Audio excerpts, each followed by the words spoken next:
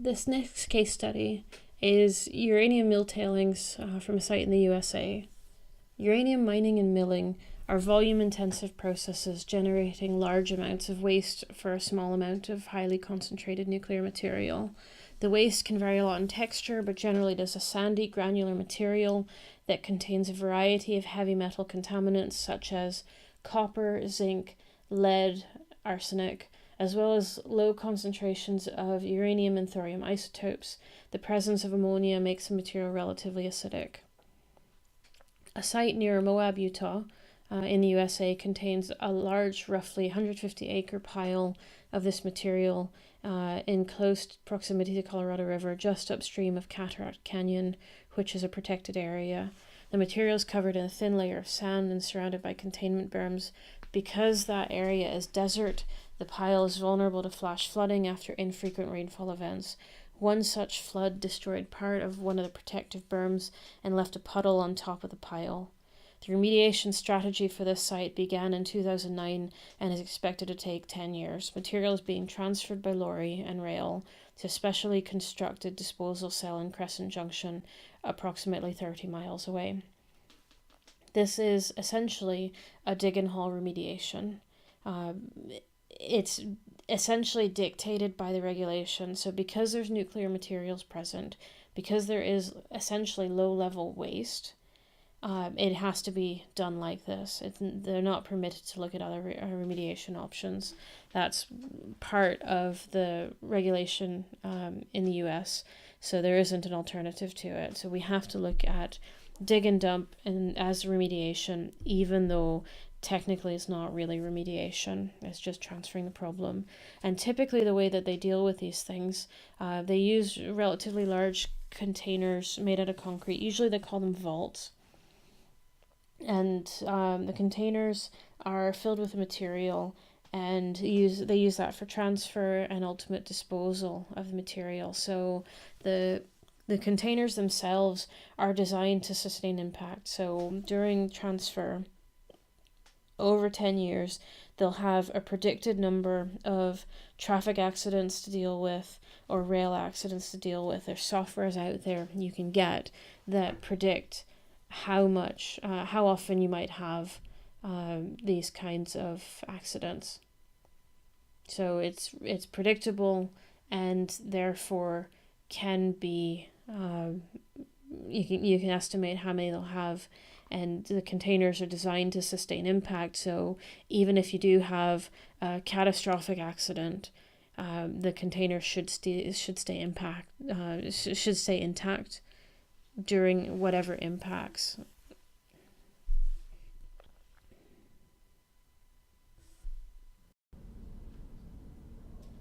And here at this particular area where you have the uranium mill tailings stored, there are these slot canyons moving back from it. So the Colorado River is it can be quite steep in some places in terms of the canyons, but it's wide.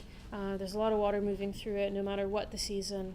When you have these flash floods and rainfall events, you can have the Colorado pick up quite quickly as well. But then moving away from this area, there'll be a slot canyon back behind it that flash flood event caused, it broke down some of the barriers. So these, the waste material is surrounded by these berms to keep it contained, but it's already broken through once from flash flooding. So the plan for the remediation was started in 2009 and expected to run until 2019. Reality is it's probably going to be a bit longer than that, but essentially it's a dig and haul remediation. Because of the radioactive materials, it's going to a low-level waste disposal site in Crescent Junction, which is about 30 miles away from where this location is. And so 10 plus years of dig and haul, either by rail or by lorry. It's going to be a combination of both that they're using, just whatever's available to move the material. So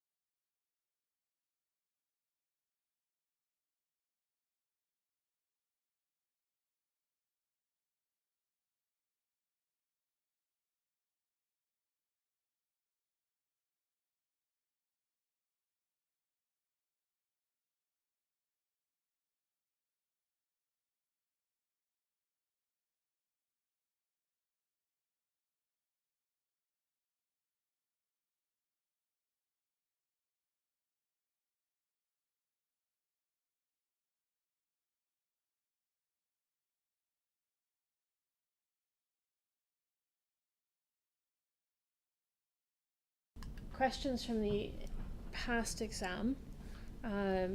Potential human health and environmental effects of leaving it alone and not doing the remediation. Next question, what additional effects arise when you start moving the material? This is a case study from the US, but given your experience so far with the Corby judgment, do you have any advice to the contractors carrying out the remediation?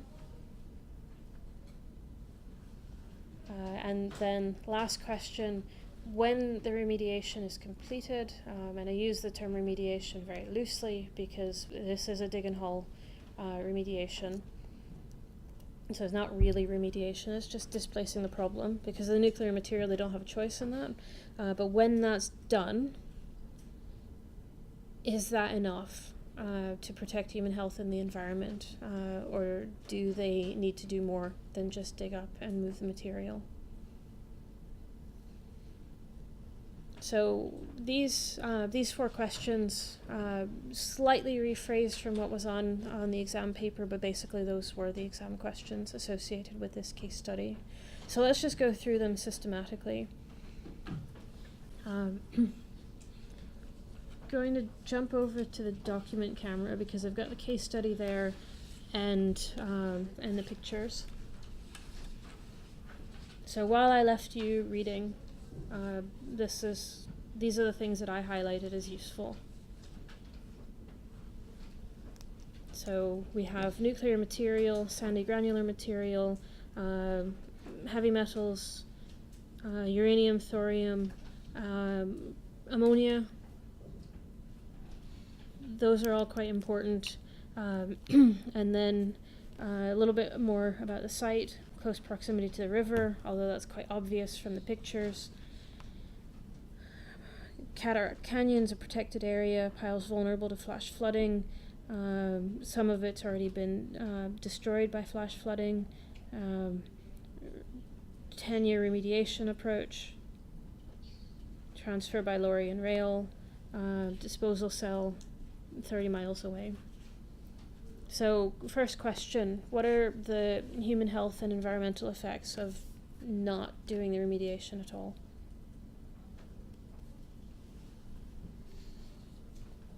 So that's the site. Are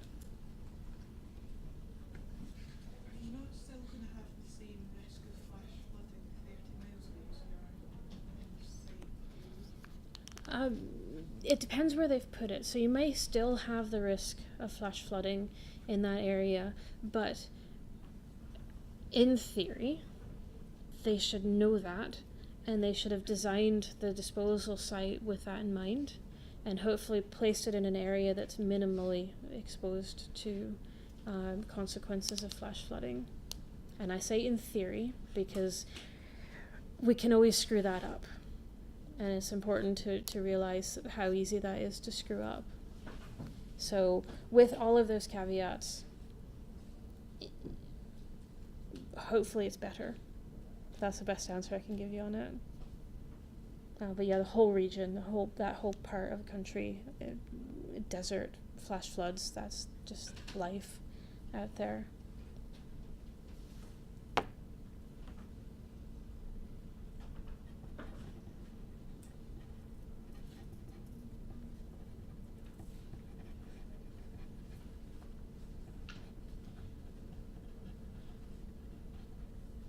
So what are the human health and environmental effects we need to bear in mind if we don't move anything out, if we just leave it alone?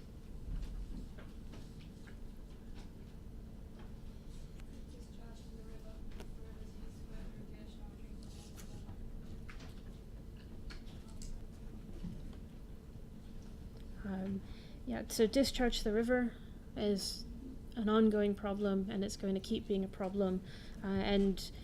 Yes, the Colorado River is used for drinking water, it's used for recreation, it's used for irrigation, it's used for many things in this area, so it's going to affect humans and the environment.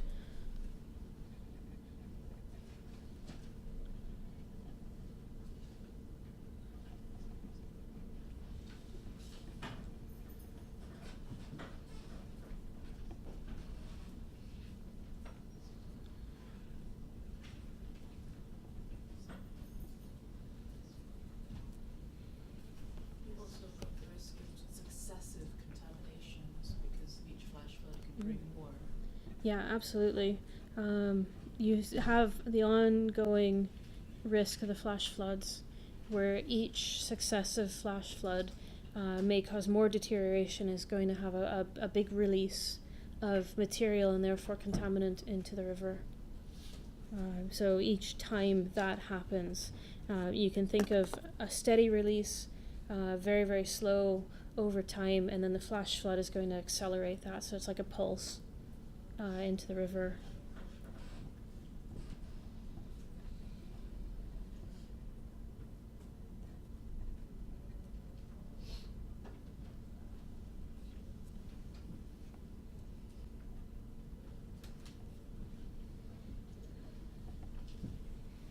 With the same sort of implications as the ongoing discharge in terms of humans, human and environmental receptors. Yeah. If it's a desert region, it's subject to like dust, so like dust Sure. will rot up, so metals could actually inhale. Yeah. So this, it's basically sand, and sand comes in a wide variety of grain sizes, and so you do have a big dust hazard with that when it's dry. So in the few rare times over the course of the year that's wet, you'd have less dust. But anytime it's not wet, which is most of the year, you've got a big dust hazard.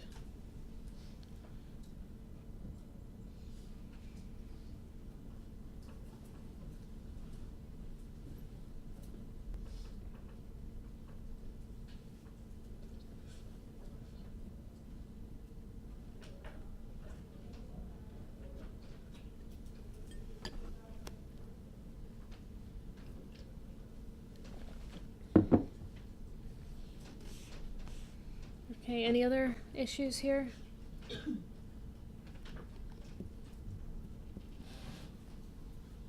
the area bring in a lot of tourists?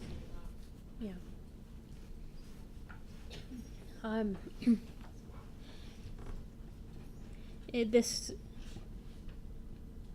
This whole region is popular with certain types of tourists. This isn't the Grand Canyon, but it's not that far from the Grand Canyon, and it's lovely in its own way. Cataract Canyon is a protected area, and that gets a lot of tourists in, and so you'll have a reasonable number of visitors. I have friends who have paddled this. They've taken kayaks and canoes down it,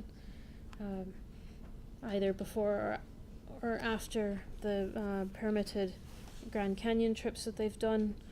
So it's busy enough, and there could be impacts on the tourist trade if there are severe problems in the area.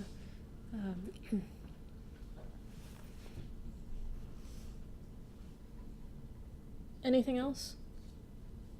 How accessible is it? Like, is there people just to wander onto it? Accessibility. So this is kind of in the middle of nowhere. That's one of the things that attracts people to the area. But it is plausible to have intruders. And they'd have to kind of go out of their way. So it's not like they get bored in town and walk out and go play with the radioactive material. It's not that simple. They would actually have to decide to go there and drive there to get there, because it's not close enough to a town otherwise. But that's everything in this area. You can't not have a car in this area. So if you can drive, then you can go there, and people are stupid sometimes. So you do have to plan for stupidity. The site itself will be fenced in. There will be people who work there who manage the pile and look after it every day and do whatever other monitoring stuff needs to happen. But they go home. There's not necessarily 24 hours, and fences can get holes. So you could have acute exposures to people who are foolish enough to go there. Or you could have, so this is the riverbank. Every curve in the river, you get these sort of nice flat bits. So you could have somebody who decides, if they're out there for a multi-day trip, this is a nice campsite. They might make that decision. So you could have intruders from that side where they're not necessarily trying to be stupid and cause trouble, They just happen to pull up there, and it's the right time of day, and it's not occupied by other people, and it looks nice and flat and like a reasonable place to sleep for the night. That's the other side of it.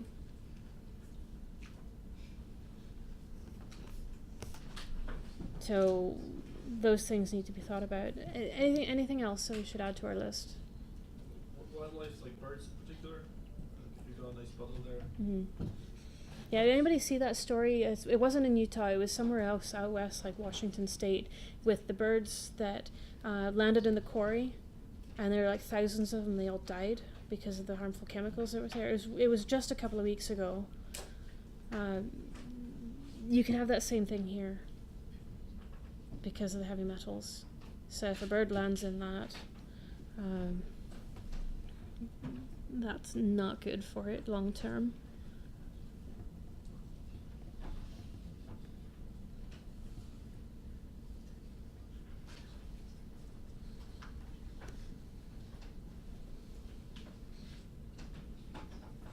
Anything else? Okay, so we're like 4 out of 5 on this in terms of marks, because there's one more point that's important to mobility. Do you have a question? Sorry, I was just gonna ask, is that the format you'd like when answering a question? Oh, this would make me so happy. I don't want to read essays. I really don't. So if you can make lists, if you can make diagrams, draw me a picture of what's going on, you make me so happy. I have 85 papers that I have to mark, and I don't have much time. So pictures, go for it. Lists, go for it. I don't need to read bad grammar or anything like that. So don't go out of your way to try to make the perfect essay. Yeah. So mobility-wise, there's the soil itself quite sandy, so Yeah. it's needs some groundwater. Yeah. And also it's very acidic, so that makes Yes. it more mobile. Yeah, so the acid, that's what gets you the rest of it, is this point here about acidity. So the ammonia makes it more acidic, which then enhances the mobility of your contaminants. So typically, your concentration profile by pH, you start off quite acidic, it drops down, and then it springs back up. And there are all sorts of variations on this. I showed you the copper profile a long time ago, and that one's beautiful with pH. Something like zinc is maybe a little bit less susceptible to changes in pH. Lead is very much governed by pH, and it's governed by other things as well. But when it's sand, it's really pH that matters.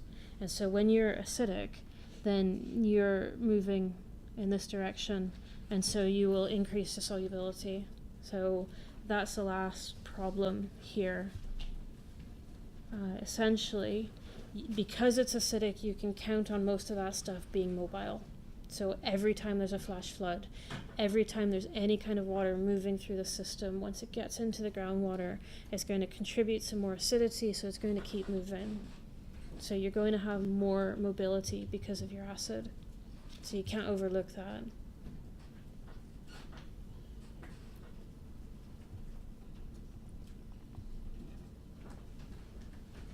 Okay, so I'm happy with that answer.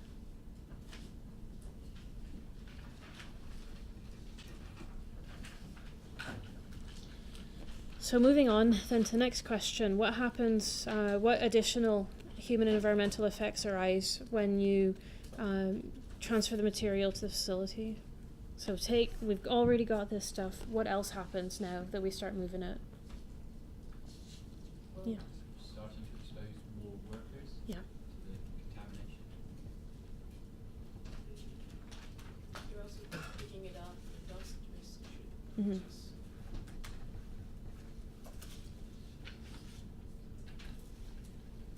And coming back to your question, Marissa, this is fine in terms of how you present it. So bullet lists, clear abbreviations. Don't make stuff up, but you can, little arrows help. So you can be lazy. That's okay. As long as it's clear, I'm happy. So yeah, our worker exposures are going to go up. We're going to have more dust kicking up because we're digging up dry, granular material most times of the year. What else?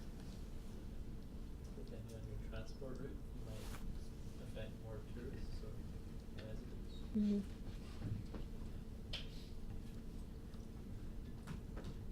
Yeah, you have both lorry and rail haulage, and there's not a lot out there, but it is possible to move into populated areas, and there may only be one route. So you're going to have to make sure that the material's well packaged, but also think about the routes. So there are a number of softwares out there that you can do routing with, and they'll calculate probabilities of accidents. So for every haulage mile, there's X probability of accidents. And so they can predict statistically over the lifespan of this project how many times a lorry is going to crash, how bad it might be. And so you can get a sense of how not just you have the chemical exposure potential, but just overall the physical risk of sending these lorries through the towns or along the roads, how many times they'll cause an accident or be involved in an accident. And usually when you've got a crash with a lorry, it doesn't go very well. So the lorry driver probably more likely to walk away from it because they sit a bit higher up. But if this is a lorry versus a car's probably not going to walk away from it. So you can use the softwares with the routing to predict and hopefully minimize the number of accidents and the loss of life. But the probability is not going to be zero. You're never going to be able to achieve that. So you do need to bear that in mind when you're making that kind of a decision.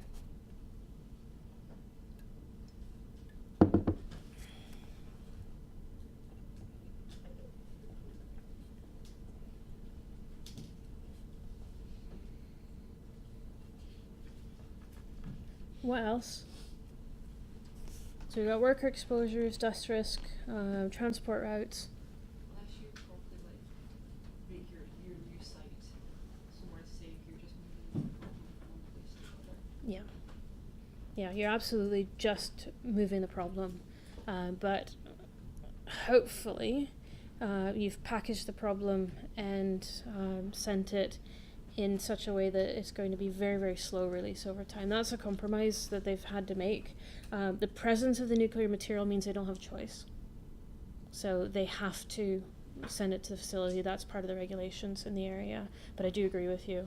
You're just changing the problem to a different location.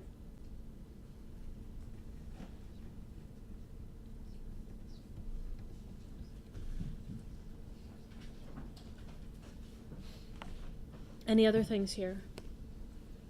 If there's a flash flood while they're trying to dig out. Yeah.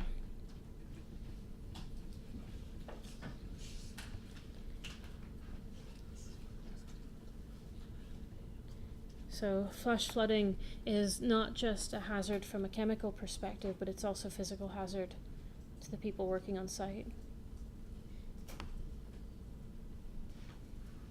So you could mobilize stuff, but now because there's more people working, there's more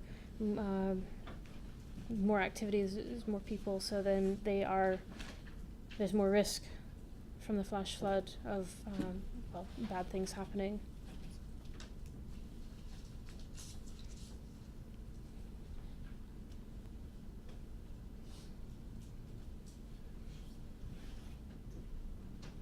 Okay, to give you a bit of perspective on where we are so far, this is maybe 3 out of 5 because there's one really big thing that's missing. And so no matter how many of the other things might pop up on the list, if you don't catch that one really, really important thing, it's never going to be more than that. Is it the really heavily contaminated puddle? Nope. And not making that go in the river? Nope, that's a small thing. So it's more contaminant, more exposures, more people, and so it sort of fits here with the worker exposures generally increasing because of the activity on the site, and that being one of the possible ways of exposing. If you like destabilize the slopes of the actual pile itself and then go straight into the river while they're trying to move things. Okay, you're about halfway there. So destabilizing slopes, who's most likely to be harmed by that? Combination of the workers Yeah, and I put the workers way above that. This is, so the workers, this is a construction site, in effect. So instead of building something on it, you're digging holes in the ground and moving stuff out. So it's kind of the opposite of building. And so you have dig and haul, and your workers are at generally increased risks, not just of destabilization of the slopes on the berm, but generally site work. So what's the most common types of injuries working on a construction site? Strips and falls. Yeah, slips, trips, and falls. That's the same here.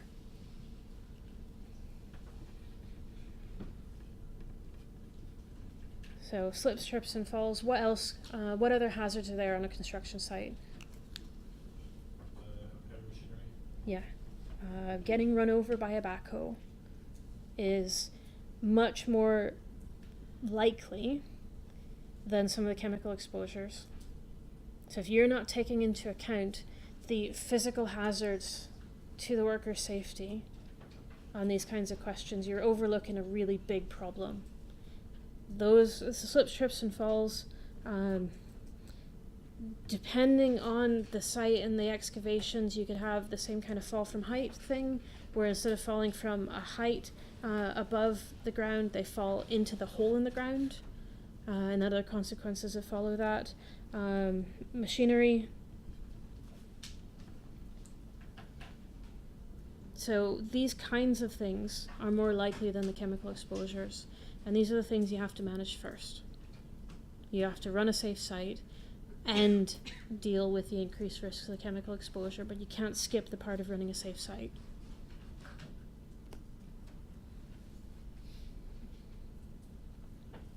If you're like a consultant for a contaminated land site, or you were doing research there, like how much of to what extent would talking about worker safety be your responsibility? Because like if you were, like an architect or a civil engineer, you kind of tend to put it down to the building firm and expect them to implement a lot of the practices. Like why is it a consideration at this stage? It's a consideration at this stage because you have to manage the whole thing. So you need to, if you go back to the first slide that I showed you about going through all of the things, you need to understand the risks in order to make the decisions about the remediation. Here the decision has been dictated by whatever regs are in place that require digging up and hauling material. So it didn't really give us enough opportunity to do anything different, but that doesn't excuse us from overlooking this stuff.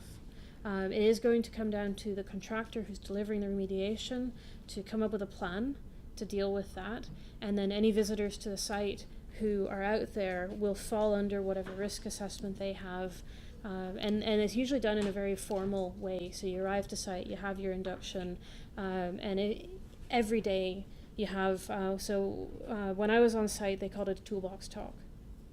So it's at the site boundary, usually crowded around somebody's truck. You go through the site safety issues, you review anything that's happened already on site, any possible problems that might arise over the course of the day, whether it's actively related to this kind of stuff, or it could also be things like heat stroke. Desert, summer, it's pretty roasting out there, so that would be covered. And every other sort of smaller thing that might arise would be managed on site by the contractor. But you can't overlook that before you get to that point. They do, but you really shouldn't.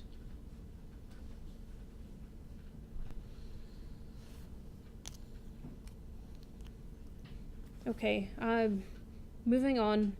Question 11, given experience with the Corby judgment, what advice would you have to the contractors carrying out the remediation effort on site?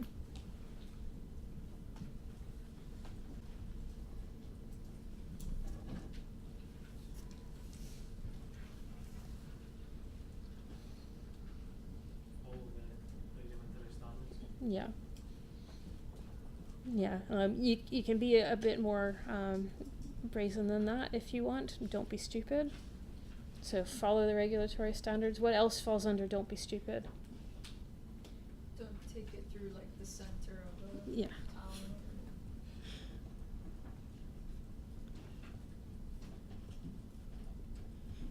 Yeah, so your transport routes, even if it takes longer, go around populated areas.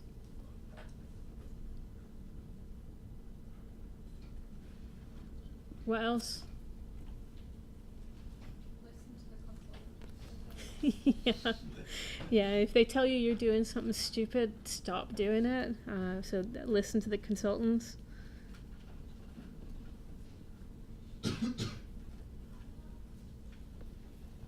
What else? Make sure you're not tracking the contaminant everywhere. Yeah. Yeah, so don't. When I say good site hygiene here, very much on point of don't track the contaminant other places. So at at Corby, they skipped very basic steps like covering the dusty material before they left the site.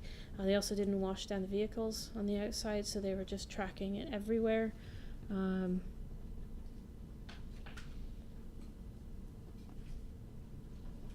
This will go a step further because the material will be packaged.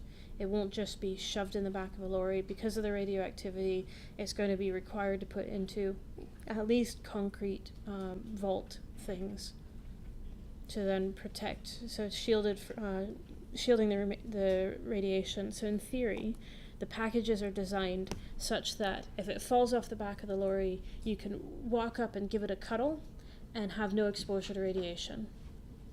The dosage should be well below detection limits. That's the design requirement. So that's what they're going to be hauling as they move through. So those steps should ensure less material available, but you still need to make sure the vehicles are clean when they leave. And this is true for both the lorries and the rail. And there's going to be some kind of transfer between the site and the rail, because the railroad's not going to run right up to the exact site for all the reasons we've talked about, like flash flooding.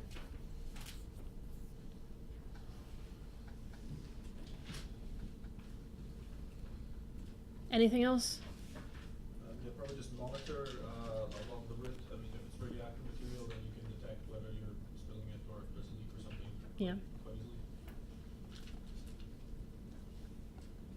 easily. Yeah, good monitoring. So where could problems happen, and make sure you're looking for the problems.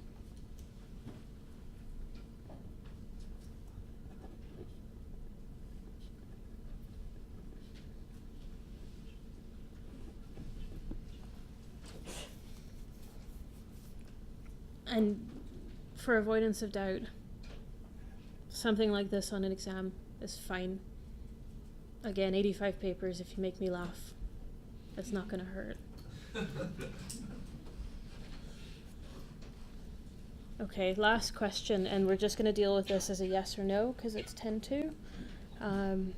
When completed, is the excavation and disposal enough to protect human health and the environment, particularly considering that the Colorado River is effectively controlled waters? So is dig and haul here going to be good enough to restore this particular area?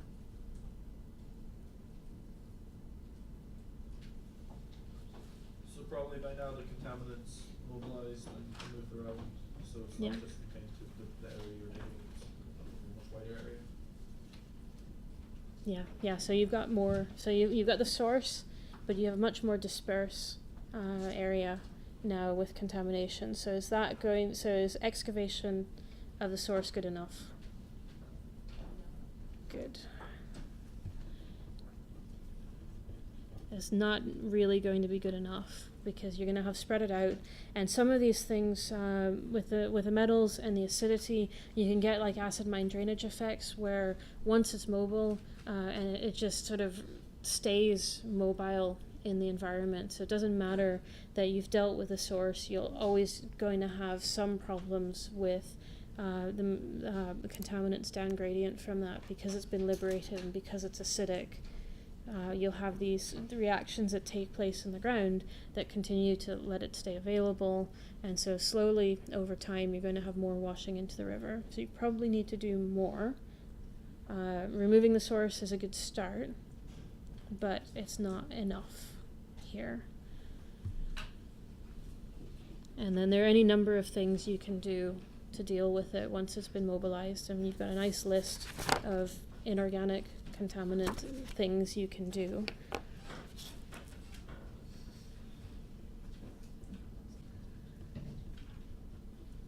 Because it's controlled waters, you're going to have to do more than just deal with the source.